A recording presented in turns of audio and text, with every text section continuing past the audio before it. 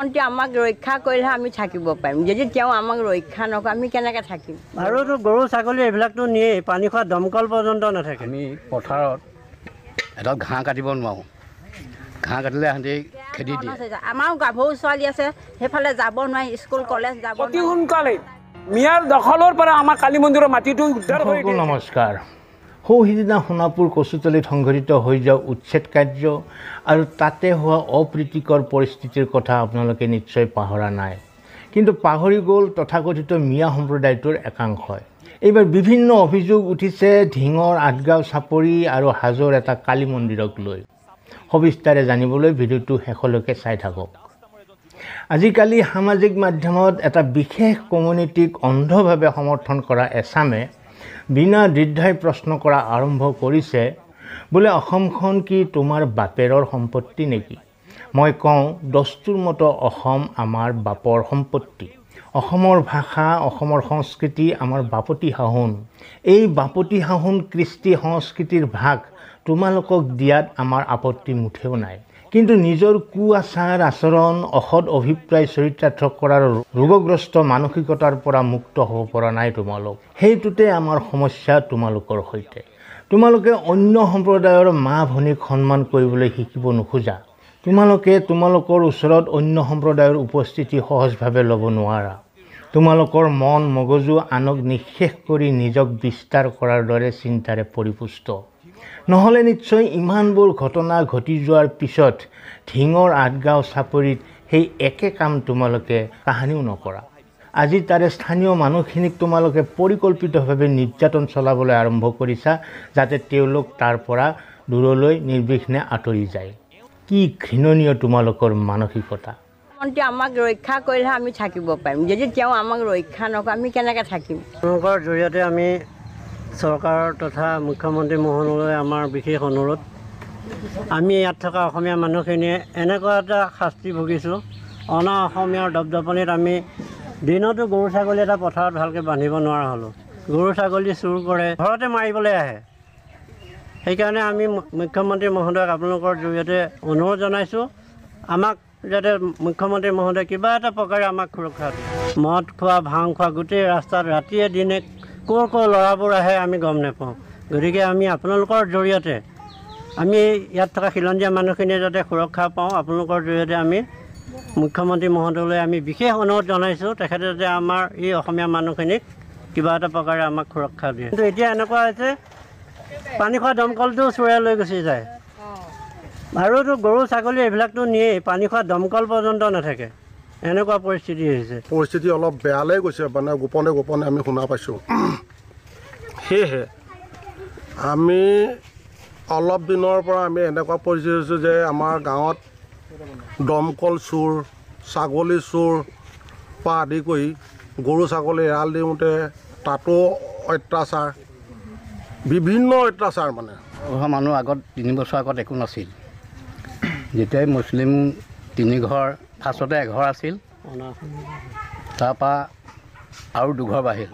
3 ঘৰ বঢ়াৰ পিছত আমি পথাৰত এডাল ঘাঁহ কাটিব নোৱাৰোঁ, ঘাঁহ কাটিলে সিহঁতি খেদি দিয়ে। আৰু আমি সিহঁতক যদি কওঁ ধমকি দিওঁ, আমাক ধমকি দিয়ে। গতিকে আমি ইমান অত্যাচাৰত আমি অসমীয়া মানুহ হয়, আমি কেনেকৈ সুৰক্ষা কৰি থাকিব লাগে আমি সেইটোহে জানো। আমি কাজিয়া পেচাল আমি ভাল নাপাওঁ। আমাৰ এই গাঁওখনত মানে বহুত বেয়া পৰিস্থিতি হৈছে। আমি হৈছোঁ দুখীয়া মানুহ, ঘৰৰ ল'ৰা ছোৱালী গৰু ছাগলী পুহি কৰি আমি খাই আছোঁ। গতিকে ল'ৰা ছোৱালী স্কুল কলেজ যাব নোৱাৰে, সিহঁতত এই 3 ঘৰৰ মানুহৰ পৰা মানে অত্যাচাৰ বহুত বেয়া ধৰণৰ হৈছে। আমাৰো গাভৰু ছোৱালী আছে, সেইফালে যাব নোৱাৰি, স্কুল কলেজ যাব নোৱাৰি, ৰাস্তাই ঘাটে মানে সিহঁতে নেগলেক্ট কৰে। আৰু ল'ৰাবিলাক যে আহে কলেজৰ পৰা আহে আমাৰ ছোৱালীহঁত, তেতিয়া ছোৱালীবিলাকক কয় মানে ফিচিঙি কয়, তেতিয়া মোক কয় মা এনেকৈ তেনেকৈ ল'ৰাবিলাকে এনেকৈ বেয়া কথা ক'বলৈ বিচাৰে, তেতিয়া বাইক এৰি নিদিয়ে। ৰাতি সন্ধিয়া হ'লে যি গাড়ী, মিঞা হুলস্থুল গাড়ী, মানুহ থাকিব নোৱাৰে। গতিকে মোক সদিশে মানে মানুহ কি কয় উঠাব লাগে ইয়াৰ পৰা, তেতিয়াহে আমাৰ শান্তি হ'ব। আজি 60 বছৰ হ'ল এইখন ইয়াতে বুঢ়া হ'লহি, এনেকুৱা পৰিৱেশ নাই। কিন্তু শুনিলে দৰ্শকসকল, ঢিঙৰ আঠগাঁও চাপৰিৰ ছোৱালীয়ে আজি মিয়াৰ ভয়ত স্কুললৈ যাবলৈ ভয় কৰে। পথাৰৰ পৰা গৰু ছাগলী হৰণ কৰে, আনকি তাৰে বাসিন্দাবোৰক প্ৰাণে মৰাৰ ভাবুকিও প্ৰদান কৰে। জননী জন্মভূমি হেনো স্বৰ্গাতপি গৰিয়সী, কিন্তু অসমত ঘটি আছে কি? নিজৰ জন্মভূমিতে আজি নিৰাপত্তাহীনতাত ভুগি আতংকত দিন পাৰ কৰিছে অসমীয়াই। ইতিমধ্যে গাঁওবাসীৰ অভিযোগ মতে প্ৰশাসনে অৰ্ধসামৰিক বাহিনী মোতায়েন কৰা বুলি খবৰ আহিছে। ৰাজচক্ৰ বিষয়ায়ো পৰিদৰ্শন কৰিছে গৈ অঞ্চলটো। ৰাজ্যৰ পুলিচ প্ৰশাসনেও ইতিমধ্যে তদন্ত আৰম্ভ কৰা বুলি প্ৰকাশ। তাত থকা 18টাকৈ পৰিয়ালৰ নিৰাপত্তা সুনিশ্চিত হওক, আমি তাৰেই কামনা কৰিছোঁ। অৱশ্যে এনেবোৰ পদক্ষেপত বিধি পথালি দিবলৈ বিৰোধী ঐক্যমঞ্চই কি কাৰ্যসূচী গ্ৰহণ কৰে সেয়াও হ'ব লক্ষণীয়। এইবাৰ আন এটা দৃশ্য চাওঁ আহক।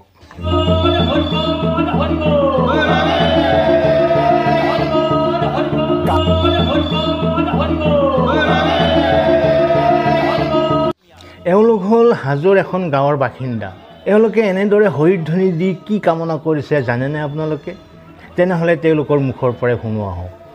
জনপ্ৰিয় মুখ্যমন্ত্ৰী ডক্টৰ হিমন্ত বিশ্ব শৰ্মা ছাৰক অতি সোনকালে মিয়াৰ দখলৰ পৰা আমাৰ কালী মন্দিৰৰ মাটিটো উদ্ধাৰ কৰি দিয়েছেন, এই আমাৰ চৰকাৰৰ ওচৰত মই অনুৰোধ।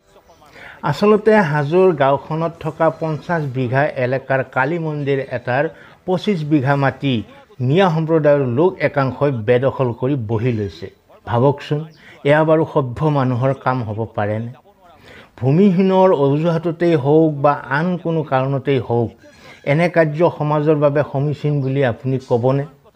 আমাৰ দেশত হিন্দু মুছলমানৰ মাজৰ সম্পৰ্কটো সদায় স্পৰ্শকাতৰ হিচাপে পৰিগণিত হৈ আহিছে।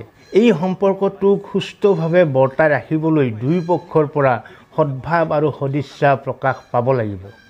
পূৰ্ববংগীয় মূলৰ তথাকথিত মিয়া মুছলমানখিনিয়ে এনে দায়িত্বৰ প্ৰতি কোনোদিনেই সদিচ্ছা প্ৰকাশ কৰা আমি দেখা পোৱা নাই। এইবোৰ জানো তাৰেই শেহতীয়া প্ৰমাণ নহয়? মুখ্যমন্ত্ৰী হিমন্ত বিশ্ব শৰ্মাই কোৱা কথা তিল মানুহ যে মিছা নহয়, সেই কথা এনেবোৰ কথাই প্ৰমাণ কৰে। প্ৰথমে এঘৰ, তাৰপিছত বাঢ়ি গৈ থাকে সংখ্যা, আৰু এটা সময়ত সিহঁতে পৰিকল্পিতভাৱে স্থানীয় মানুহখিনিৰ বাবে এনে এক অসুবিধাৰ কাৰণ হৈ দেখা দিয়ে যে তেওঁলোকে লাহে লাহে আঁতৰি যাবলৈ বাধ্য হয়। সিহঁতৰ এনেকুৱা উদ্দেশ্য প্ৰণোদিত পৰিকল্পনা সৰ্বতো প্ৰকাৰে প্ৰতিহত কৰিব নোৱাৰিলে অসম এদিন যে মিয়া হ'বলৈ গৈ আছে সেয়া ধুৰুপ। এই কথাত প্ৰগতিশীল মিয়াসকলে বেয়া পাব নালাগে, বৰঞ্চ তেওঁলোকে উচিত কাৰ্য ব্যৱস্থাত সহযোগ কৰিব লাগে। বাকী আপোনালোকৰ মতামত জনাওক। ঢিঙৰ আঠগাঁও চাপৰিত প্ৰশাসনে কি ব্যৱস্থা গ্ৰহণ কৰা উচিত? হাজোৰ কালী মন্দিৰৰ মাটি মিয়াক দি দিয়াটো বিচাৰে নেকি আপোনালোকে? উচ্ছেদক লৈ বিৰোধী ঐক্যমঞ্চই গ্ৰহণ কৰি অহা স্থিতিত আপুনি সন্তুষ্টনে? কমেণ্ট বক্সত আপোনাৰ মতামত ব্যক্ত কৰক। আজিলৈ এৰিছোঁ, ধন্যবাদ।